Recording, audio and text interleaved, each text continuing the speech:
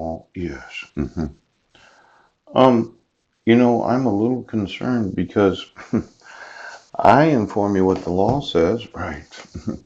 I tell you that there was no reason to reissue the protection order because there was no violence on my part. Poop.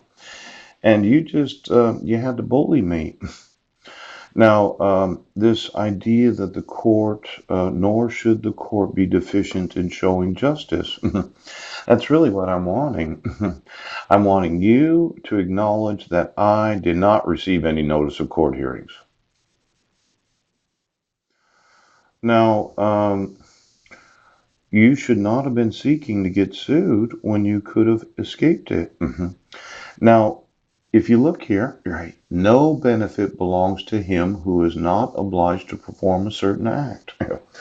This obligation of the him, yes, myself, ooch, and no benefit belongs to me, who is not obliged to perform a certain act. See, when you decide to issue a dissolution of marriage, right, and I'm not obligated to go to court because I don't have any of the documentation, how do I prepare to go to court when I don't have any notice of court hearings? I gave you 50 pages of additional documentation. Yes, approximate number. 5 written pages of an explanation why I didn't want a divorce. Yes. And you decided to allow my wife to motion the court for a default dissolution of marriage. Yes. Knowing that she had me arrested 4 days after she petitioned the court. I was found not guilty. My record was expunged. And you just kept reissuing protection orders. Yes. Well, I wouldn't do your mental health evaluation. Yes. I wouldn't motion the court. Yeah. I wouldn't participate in the crime of not showing justice. I'm not obligated to do a fucking thing. You cannot make me do something I'm not obligated to do because there's no benefit to myself to do what you're saying. I'm not going to jump through your hoops. You're not going to sit there as a judge and tell me, well, thank you, Mr. Budnick. After 7 years, 8 months, and approximately 27 days, you decided to motion the court so that we could tell you what to do. I'm not going to do what you say. Pope, Judge, I am not going to do what you say. You are not going to bully me into having to participate in your crime. Now, I gave an example. Yes, approximately 1 million emails of it. Right. I wasn't in Sequim, Washington. Yes. But you wouldn't exonerate me. Oh, this woman, yes, got paid, didn't she? And this woman got paid? Yes. And they both got paid. The, well, didn't you, Christy Miller? Didn't they pay you, yes, to sign a weapon surrender form?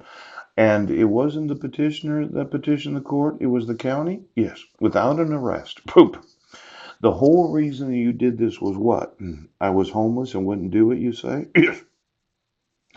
Well, I had to live with some very violent individuals to do that. I began informing you that this was a crime in 2015.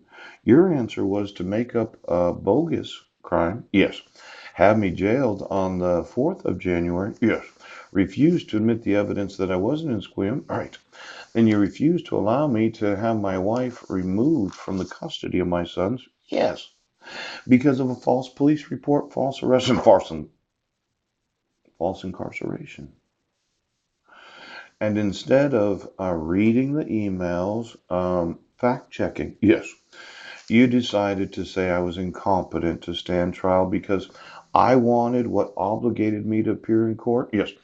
Getting an email from the public defender's office, yes, saying, well, we know that you do read your emails because I send them emails every day, multiple times a day. Documenting, yes, that I was not in Sequim, Washington, yes, and it was a false arrest, and that you had the evidence when I was on the bus, right? I can go through every time that I slept at the Serenity House for the last 6 years, and every individual that did sleep there too, right now. It's not that I could use them for witnesses unless they agreed. Right, right. It's that I could find out their actual arrest record, their conviction record, yes, and their mental health evaluations. Nothing like sleeping next to somebody that's absolutely crazy and violent. When the only reason I was sleeping there is you wouldn't enforce my rights.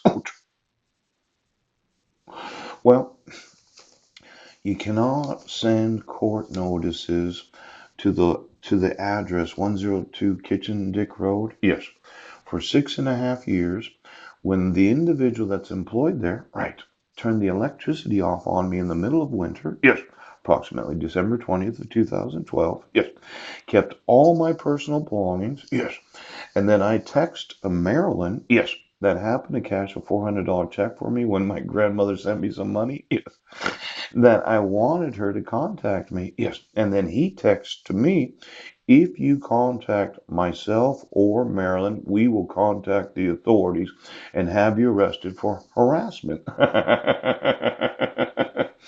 Now, this 1023 Kitchen Dick Road, we talked about it quite a bit. Yes. Mike's quite the bully. Pooch! So I never contacted Mike. Pooch. Mhm. I never, ever, ever sought to get arrested for anything criminal or violating any of the restraint provisions of the protection orders. Oh, now, for as many times as I've told you this, right, you refuse to acknowledge the laws of the United States. Now, every person that put in publication the Budnick last name of my immediate family, yes, or my deceased grandmother, Pooch, or my deceased grandfather, yes, or any relative that I have